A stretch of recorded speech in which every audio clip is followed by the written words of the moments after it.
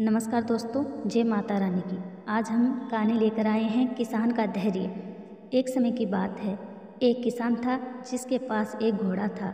वह अपने इस घोड़े से बहुत प्यार करता था। उसे अपने घोड़े पर बहुत गर्व था, जो किसान की कमाई का जरिया भी था। अपनी इस कमाई से किसान अपने परिवार का पेट भरता था। लेकिन एक दिन वह घोड़ा भाग गया। उसके भागने के बाद समाज के लोग और उस किसान के पड़ोसी उसके पास आकर उसे कहने लगे, हे भगवान, तुम्हारा घोड़ा जिस पर तुम्हें बहुत घमंड था वह तो भाग गया है। उसको सतावना देने लगे कि उसके साथ बहुत बुरा हुआ। लेकिन किसान ने उसका जवाब बहुत ही सहजता से देते हुए कहा, हाँ, बहुत बुरा हुआ। अगले दिन घोड़ा वापस आ गया, लेकिन सिर्फ घोड़ा वापस नहीं आया, बल्कि वह अपने साथ 3 जंगली घोड़े भी लाया।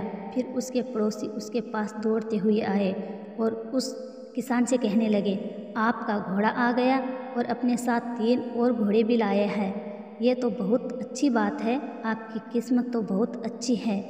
किसान बहुत खुश हुआ, उनकी तरफ देखा, फिर उसको जवाब बहुत ही साधारण रूप से दिया और कहा, हाँ, शायद। कुछ दिनों बाद किसान का बेटा उसी जंगली घोड़े में से किसी एक को काम के लिए उपयोगी बनाने की कोशिश कर रहा था। लेकिन इसी कोशिश के दौरान घोड़े ने उसे जमीन पर पटक दिया और उसका पैर पूरी तरह से टूट गया।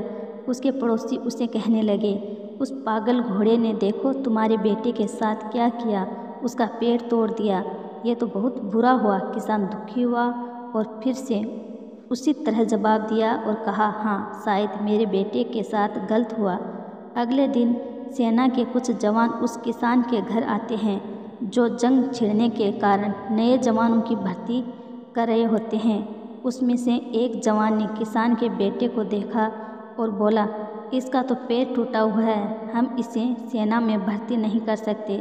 और वे जवान गांव के सभी लड़कों को लेकर अपने साथ चले गए। ये जानकर उसके पड़ोसी और बाकी गांव वाले उसके पास आए और बोलने लगे, तुम्हारे बेटे को तो जवान जंग के लिए नहीं ले गए, तुम्हारी किस्मत तो बहुत ही अच्छी है। इस कहानी से हमें ये प्रेरणा मिलती है कि हमारे लिए चीज़ों को नकारात्मक ढंग से सोचने में ज़रा भी समय नहीं लगता। जब भी कुछ हमारे अनुकूल नहीं होता तो हम उसे बुरा ही समझते हैं, लेकिन सच बात तो ये है कि कोई नहीं जानता कि जो हमारे साथ घटा है वह बुरा है या अच्छा है।